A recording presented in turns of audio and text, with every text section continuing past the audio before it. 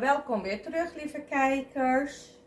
We hebben vorige keer patroon uitgeknipt en die hebben we stof klaar gemaakt en we zouden stof uitkiezen.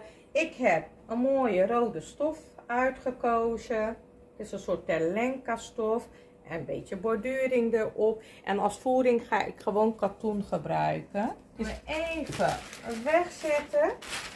Ik doe altijd mijn bovenstof eerst knippen en daarna knip ik mijn voering. Deze kan ik ook wegzetten. Die ga ik zo gebruiken. En wat je doet, is kijken welke de goede kant is en welke de verkeerde kant is. Dit is de verkeerde kant van het stof. En wat je dan doet, is bovenkant. Je gaat hem dubbel vouwen en bovenkant komt op elkaar. We gaan hem zo vouwen. En we gaan hem recht van draad knippen. Recht van draad wil zeggen dat draadrichting zo is. Of je kan hem ook zo leggen. Schuin van draad is zo. Het heeft te maken met weeftechnieken. We gaan niet te technisch worden. Maar dit is schuin van draad. Je kan heel makkelijk controleren. Als je dit zo doet, zie je heel veel rek erin komen. Deze kant kan ook schuin van draad zijn. En je ziet heel veel rek erin komen. En dat wil je natuurlijk niet bij zo'n rechte rok hebben. Hij moet gewoon goed strak zitten. En kijk maar. Er zit wel wat rek in, want dit is een soort elastisch stof. Dus er zit wel wat rek in, maar minder dan wat dit is. En minder dan wat dit is. Hier zit wat rek in, maar niet zoveel. En hier zit ook wat rek in, maar niet zoveel zoals we schuin van draad zou knippen. Dus we gaan eerst stof dubbel leggen. Hier. Goed glad. Ik ben benieuwd naar jullie projectjes, wat voor stof jullie nemen. Ik ben nu begonnen met een basispatroon. Ik wil jullie gewoon laten zien wat je vanuit een basispatroon kan maken. Maar we gaan weer verder. Ik heb stof zo dubbel gelegd. En dan pak ik mijn patronen erbij.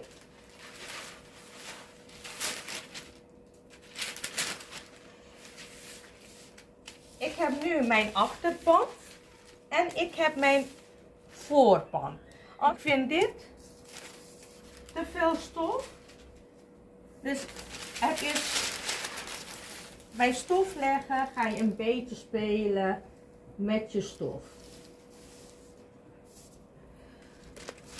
Ik heb nu even met mijn stof geschoven dat ik wat zuiniger werk.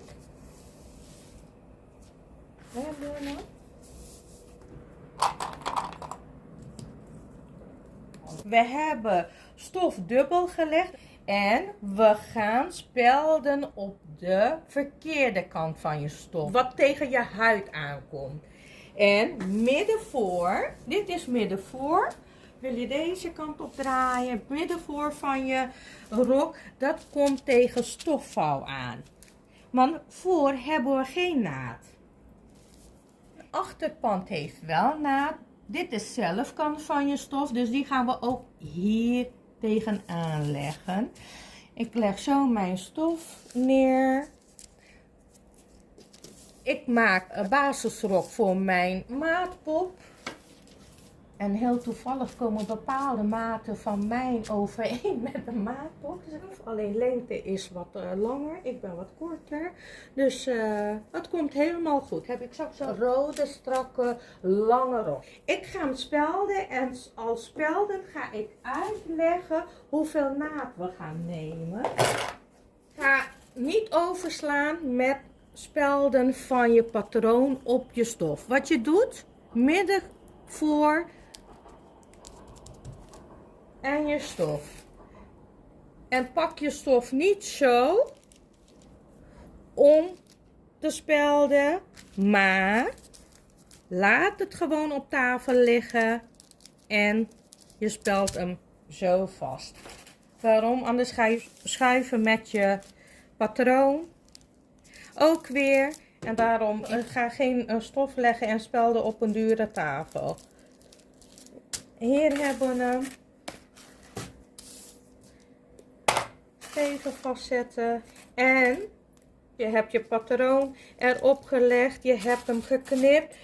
En je moet hem even wegleggen. En je gaat hem weer terugpakken. En dan zie je dat alles geschoven is. Het is niet fijn. Hier ook nog even. Stof niet van tafel halen. Weer zo. En hier erin. Het kan zijn dat je in je vinger steekt. Zeg je au. En je gaat verder. En deze hebben we.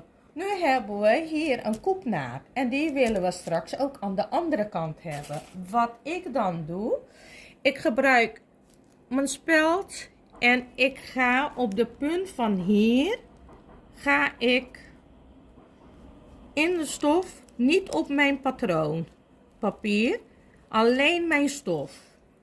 Dat doe ik zo. Ook weer deze punt. Punt. En hier. Dat is je koepnaad voor. We hebben natuurlijk zicht op deze kant van stof. Andere kant hebben we geen zicht op. En dat kan je doen door je speldjes vast te zetten. We hebben onze voorpand nu vastgespeld aan stof.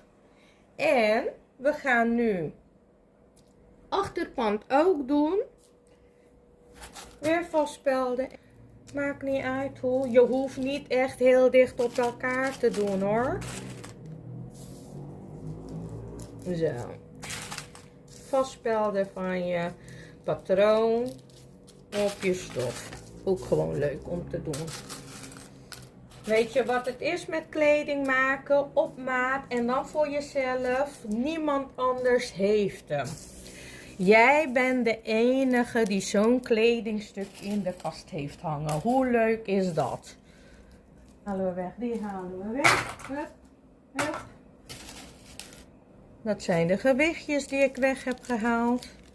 Het moet niet saai worden voor jullie. Ook vastgezet. Hier doe ik bij de heupen nog wat vastzetten. En hier. Want ik ga hem denk ik straks wegzetten. Maar ik weet niet of we voor nu al gaan beginnen met stikken van onze rok. Ja?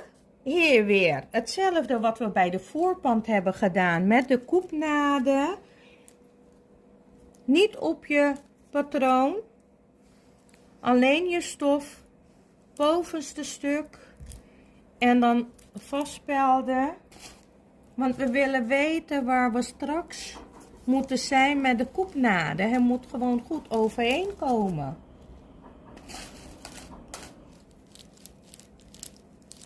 Nou.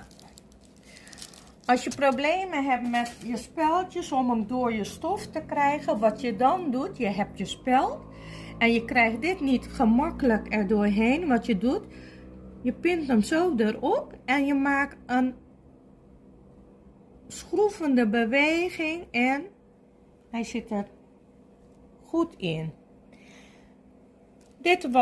Dit is koepnaad, achterkoepnaad en dan meer aan de zijkant. En hier is koepnaad achter, een langere stuk. En dan tegen je midden achteraan. Wederom hierboven, speld erin. Mensen die wat vaker achter de naaimachine zitten, weten nu wat ik bedoel. En ik heb geknipt dat ze denken, jee, ik ga nu al gelijk achter de naaimachine zitten.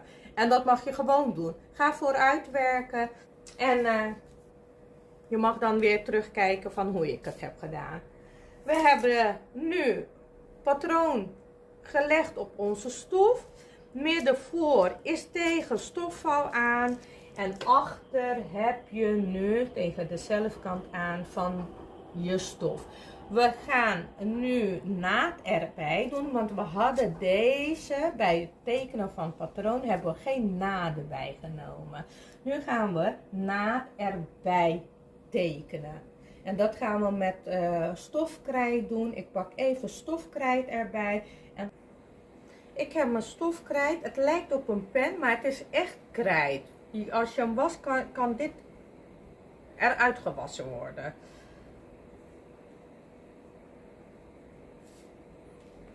Andere stofkrijt kan je ook gebruiken, maar krijg daar vaak geen scherpe lijnen mee. Wat ik nu doe, we gaan naad erbij doen. Dit is dus je stiklijn en hier moeten we wat extra stof bij toevoegen. En bovenkant, wij hadden voor band hadden we zo uit mijn hoofd 1,5 centimeter genomen. Dus ik kies er ook voor om 1,5 centimeter hier naad erbij te nemen. Je gaat deze op 1,5 centimeter, neem je meetlint.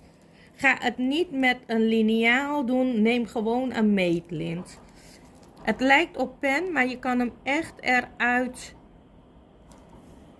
krijgen. Hier heb ik al een stuk uitgeprobeerd en het is goed hoor. Hoe vaak heb ik nou gezien dat er echt met pen wordt geschreven. Dit is uit te wassen. En het is iets dikker stof. En ben nog niet zo zeker of het rok helemaal goed komt te zitten. Dus voor alle zekerheid, ga hier niet heel zuinig werken. Neem aan de zijkanten en dan vanaf hier 2,5 centimeter. Ook hier 2,5 centimeter. Dus dat ga je helemaal door tot onderkant van je rok. 2,5 centimeter. Ik weet dat mijn maatpop heel hoog ingesteld was. Dus ik ga hier niet te veel stof aan verspillen aan de onderkant. Ik neem hier 2 centimeter. U kan ervoor kiezen om 3 centimeter te nemen. Afhankelijk van hoe je zoom eruit gaat zien. Dus deze is 2,5 centimeter. En als het, ja. Hier ook. Ik markeer eerst alles en straks pak ik mijn liniaal en dan gaan we lijntjes trekken aan de zijkanten. 2,5 centimeter, extra naad, dus extra stof en achterpand ook 2,5 centimeter. Hier hebben we 2 centimeter aan de onderkant gedaan, dus ook achterpand. Neem je 2 centimeter. Als jij hier straks 1 centimeter gaat nemen voor zomen en hier 2 centimeter, dan kom je straks tekort bij het stikken. Dus wat je hier als extra naad neemt, moet je hier ook doen, aan de onderkant. Zijkant hetzelfde. Neem je hier 2,5 centimeter, neem dan hier ook 2,5 centimeter. Want dat is makkelijker voor het stikken. Dus hier 2 centimeter, meet het nog een keer als je niet zeker weet en ga zo verder. Dus we hebben voorpand, achterpand. Hier bij de taille hebben we 1,5 gedaan, omdat dat bij onze tailleband ook is. Hier gaan we ook 1,5 centimeter doen, want dat hebben we bij deze ook gedaan. 1,5 centimeter, zo, yes. Wat lange armen hebben zo. Ja, ik ga deze even eerst tekenen. Dus het is afhankelijk van hoe u uw naden wilt hebben. Heb je een dikke stof of heb je een rafelende stof, neem dan ietsjes meer naad erbij. Weet je niet zeker of je goed zit met je maten die je hebt opgenomen. Zekerheid voor alles en dat is, neem dan wat extra naad erbij. Een lijntje. 2,5 hadden we hier. En even tot hier, want dan gaan we daarna een mooie vorm erin maken. Deze doe ik ook even 2,5. Ik laat dit jullie zo zien, maar anders had ik hem wel al geknipt. En deze vorm van die nemen we hier zo over. En dan op 2,5 centimeter van je patroon. Dit wordt je kniplijn. Straks gaan we hier knippen. onderkant hebben we hier 2 centimeter. Ik heb in ieder geval 2 centimeter genomen. Het is echt afhankelijk van hoeveel naad u erbij wilt hebben. Of uw zoom. Hoe gaat die eruit zien? Dat teken ik ook even bij. En dan wordt je kniplijn. Je taille. 2,5. Ja. Nu hebben we de zijnaden gedaan. We hebben bij de taille naad genomen en onderkant van je rok om te zomen. Nu gaan we bij de achterkant. Hier neem ik extra 3 centimeter. Weer voor zekerheid. Ga je in breedte groeien, dan heb je nog extra om je rok uit te zetten. Vooral met de feestdagen nu. Alle lekkers die op tafel komen. Lekker genieten. Let wel op je gezondheid. Je hoeft eindjes niet zo dicht op elkaar te zetten. Anders duurt het heel lang voordat je je naden erbij hebt genomen. Doe het even ietsjes verder van elkaar en gebruik dan een lange lat. Van naaistershaak, degene die hem al hebben, die weten hoe het werkt. Nu hebben we deze gedaan. Wat we nu gelijk kunnen doen is onze tailleband erop zetten. En dit gaan we dan gewoon zo doen. Hierop zetten. Net genoeg stof. En dat hoef je maar 1 keer te knippen. Dus niet op dubbel stof. Waarom? We hebben hem al dubbel getekend. Hij wordt zo. Je tailleband.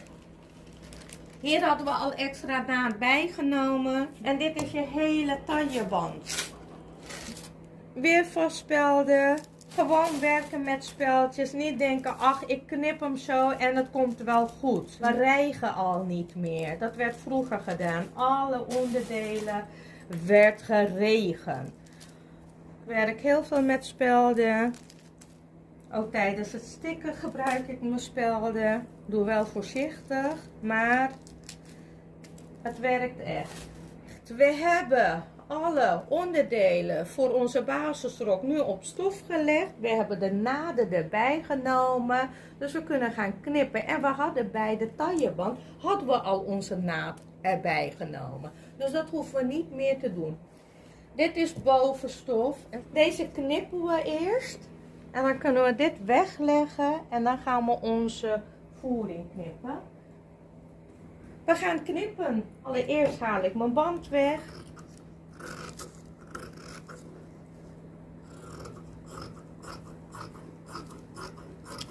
En dit is zo'n heerlijk geluid.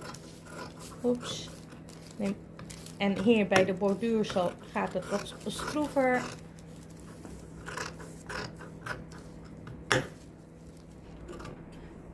Dit is je band, je tailleband. Hele tailleband hebben we.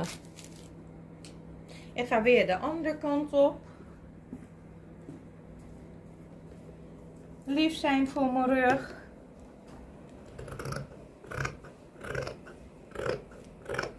Ik hou een bepaalde volgordes aan hoor. Dus u mag zelf weten hoe u hem knipt. U weet welke lijnen er geknipt moeten worden.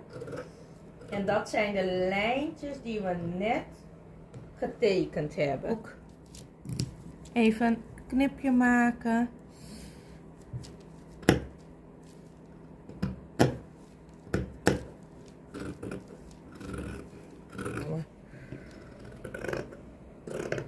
Een leuke, mooie stof. Voorpand van je rok. Kant van je rok.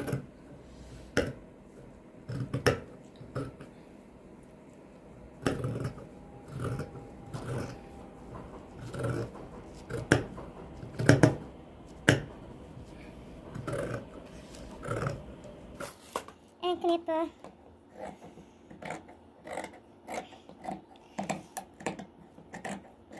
Zo, ziet u hier, is hij een beetje geschoven. En dat is omdat ik hier toch niet goed gespeld had.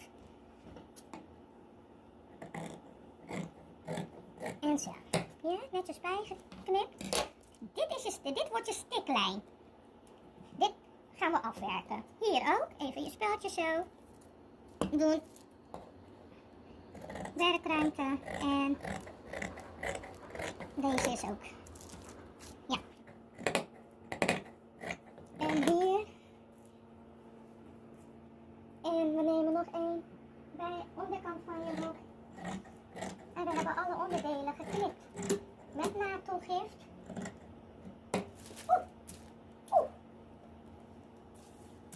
Niet gebruiken. We hebben heel veel stof. En deze gaan we later opruimen.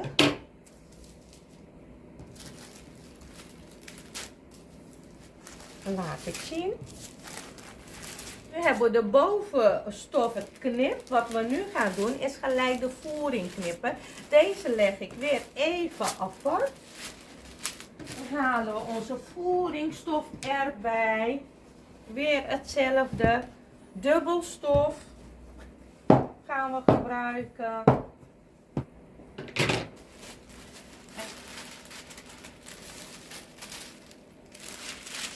Eerst een stukje stof wegknippen. En niet zo zuinig werken dat je in problemen raakt. Zo heb ik hem gelegd, maar ik ga niet een hele rok ervan afhalen. Deze lijn aanhouden. Je zou ook ervoor kunnen kiezen om nog zo'n patroontje over te trekken en dan tot je knie. Deze twee en zo zetten, want ik wil een stukje stof gewoon geknipt hebben, want dan kunnen we verder gaan. En deze ook.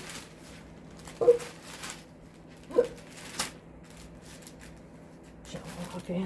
Ik ga zo'n stukje stof wegknippen.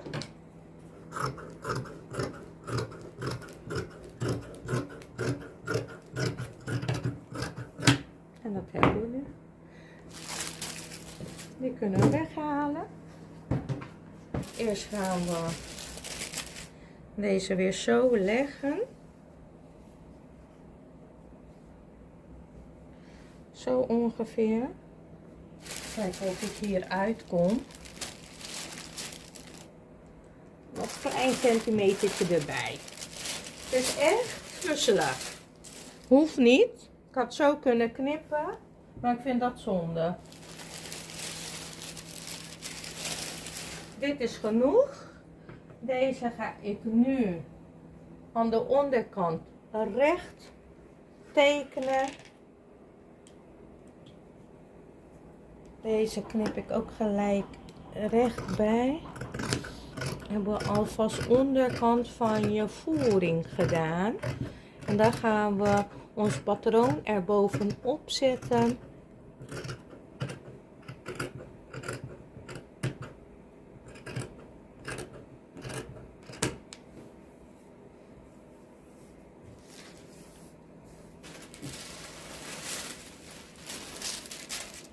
Boven stof leggen we erop.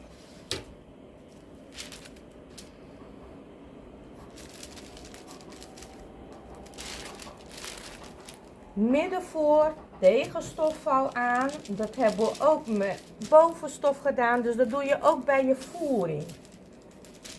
En dan hebben we deze ook. En die moet natuurlijk zo komen. Deze lijn en die lijn. En zo zit hij eruit. Even ook delen aan elkaar vast. Doe zo. Dit is natuurlijk je stiklijn. Ik ga hem nu hierop spelden. Neem je patroonpapier niet mee.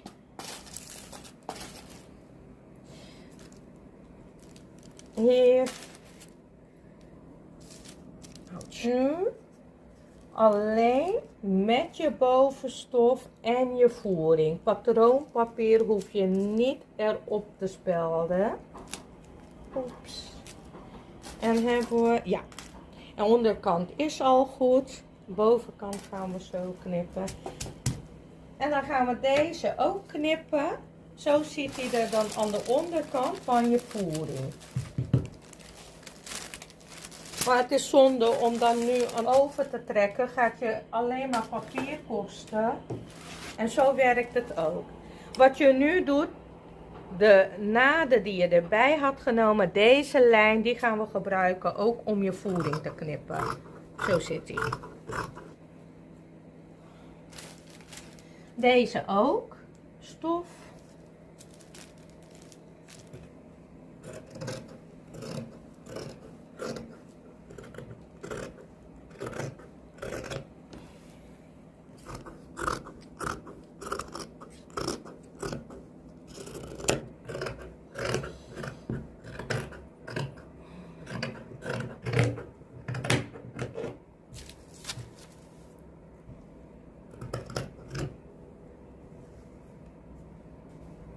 Deze weghalen en samen met je voering erop spelden. Ja? Hier en hier. Deze ook weghalen van je bovenkant, maar samen met je voering spelden. Dat is 1. Ook deze samen met je voering. Ik zal heel veel herhalen. Samen met je voering. Ik denk niet dat dat erg is. En kijk, hier ook weer onderkant samen met je voering. Deze ook weghalen en met je voering. Bovenkant. Dus niet je patroonpapier, alleen je stoffen. En hier. En hier. Je tailleband, dit beplakken we straks met vliseline. De verkeerde kant van je stof gaan we vliseline erop plakken voor stevigheid. Dit was het weer. En wat we de volgende keer gaan doen is daadwerkelijk het naaien van onze rok. En voor de beginners laat ik ook een stukje zien van hoe je een spoeltje vult. Even een stukje van je naaimachine laat ik zien. Dat is echt voor de beginners. Degene die weten hoe een naaimachine werkt, die mogen hem overslaan. Of ze mogen ook gewoon meekijken. Is ook gezellig, toch? Je weet maar nooit wat ik erbij vertel. Dus de volgende keer weer.